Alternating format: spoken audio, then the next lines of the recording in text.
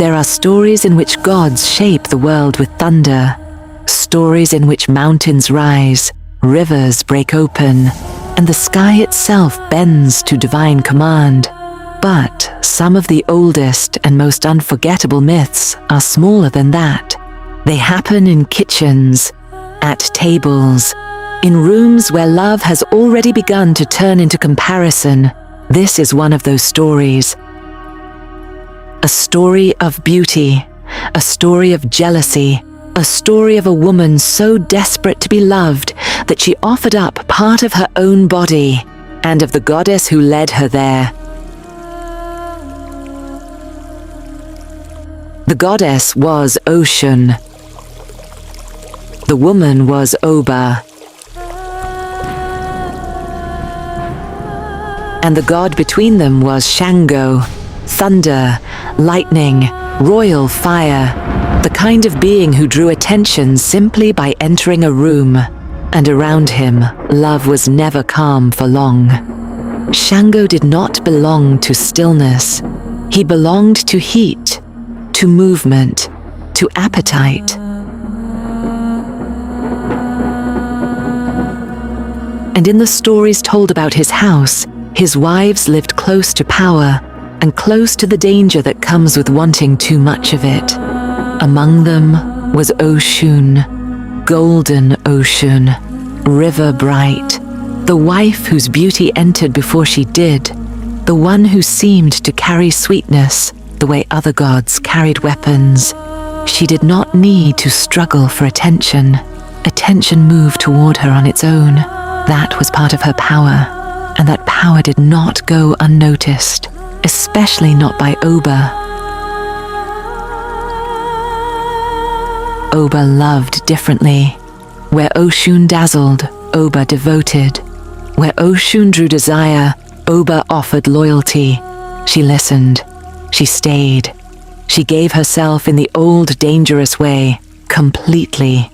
Not with performance, not with play, but with the kind of sincerity that becomes hunger when it is not returned in equal measure. That is what makes Oba tragic.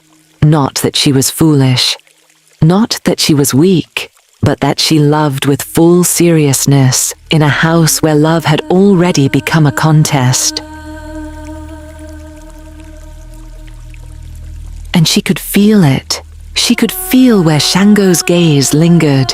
She could feel the invisible order no one needed to speak aloud. Oshun did not have to announce her place. It already existed, like gravity, like perfume in a closed room, like a river everyone eventually turns toward. And Oba lived in the shadow of that knowledge. This is how jealousy begins in myth. Not with shouting, not with curses, with comparison, with the slow ache of watching another woman receive effortlessly what you are trying to earn. And once love begins to measure itself against another woman's beauty, humiliation is already waiting nearby. So one day, Oba asks the question that will destroy her. How do I keep him? How do I make him love me the way he loves you? And she asks Oshun. That is the wound inside the story.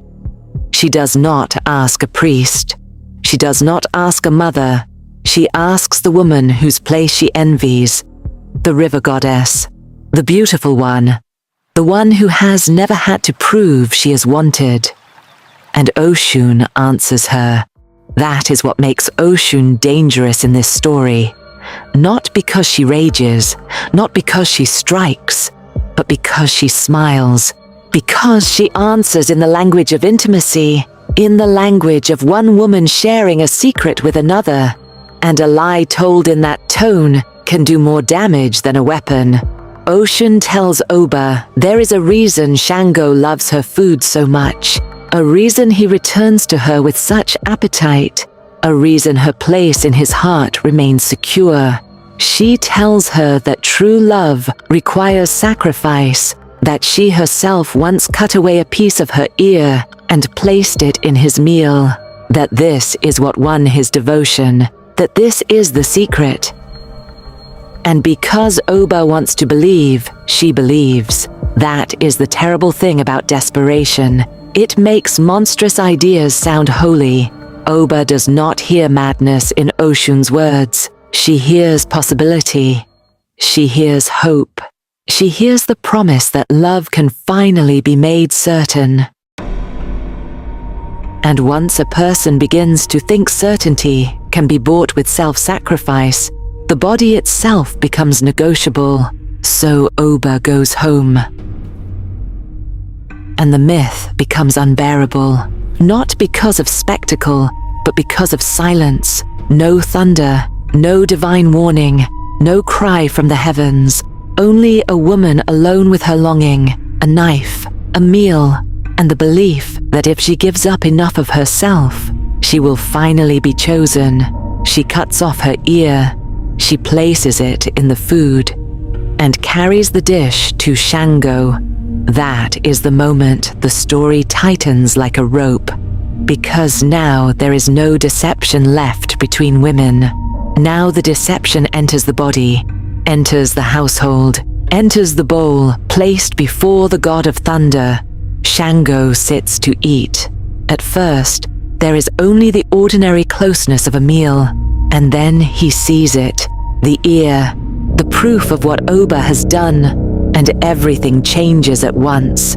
He does not melt with gratitude. He does not recognize devotion in the act. He recoils. Horror breaks across the table. The thing Oba believed would secure love destroys what little safety she had left.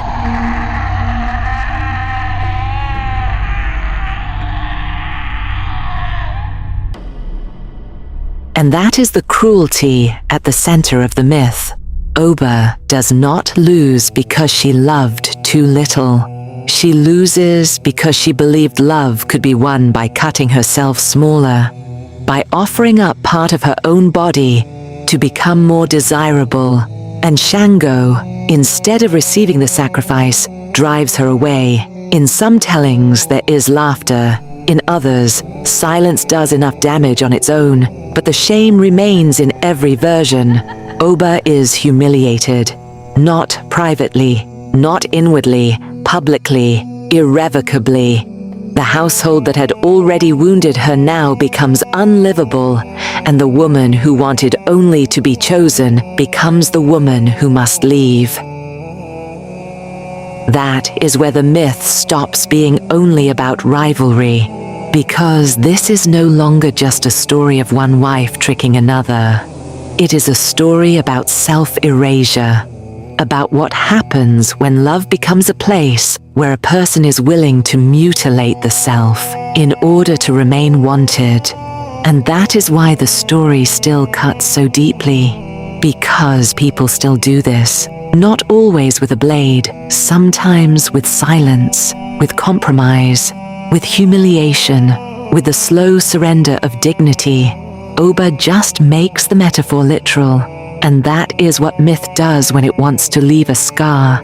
But the story does not end at the table. It moves into the water, because in these old traditions, grief does not vanish. It takes form. It enters the land. It keeps moving, and so the rivers remember. Oba's sorrow does not stay inside her body. It becomes geography. It becomes current. It becomes the memory carried by water. The river Oba and the river Oshun do not meet as innocent things. They meet like history, like a wound that never entirely closed, like love that became shame and then became landscape, troubled waters, uneasy confluence, as if the earth itself refused to forget the meal, the lie, the ear, the exile. That is the brilliance of the story. It refuses to let humiliation remain private. It writes it into the world, and Oshun remains there too, not innocent, not monstrous, still beautiful, still magnetic, still the river. That is what makes her so compelling. She is not reduced by this story. She is complicated by it. The sweetness becomes dangerous. The beauty becomes strategic. The charm becomes a form of power that can nourish one moment and ruin another. And the myth does not rescue us from that discomfort. It simply leaves us there, with two truths in our hands at once. Oshun is still the goddess without whom the world would not bloom. And Oshun is also the goddess who could look at another woman's longing and use it against her. That is what makes her divine in the oldest sense, not morally tidy, not easy to love, not built for modern comfort. She is river, and rivers give life, yes, but they also divide, they flood, they drown, they carry things away. So what remains after the story ends? Not just scandal, not just shock, a lesson written in mythic cruelty, that the desire to be chosen can make a person betray the self. That beauty can humiliate without raising its voice. That rivalry, once it takes root in love, can become more devastating than hatred. And that some wounds do not stay in the heart. They enter the water, they enter the land, they keep flowing. That is why this story survives, because people still sit at tables where love has turned poisonous. People still ask the wrong person how to be loved. People still mistake self-erasure for devotion. People still cut themselves smaller, hoping it will make them easier to keep.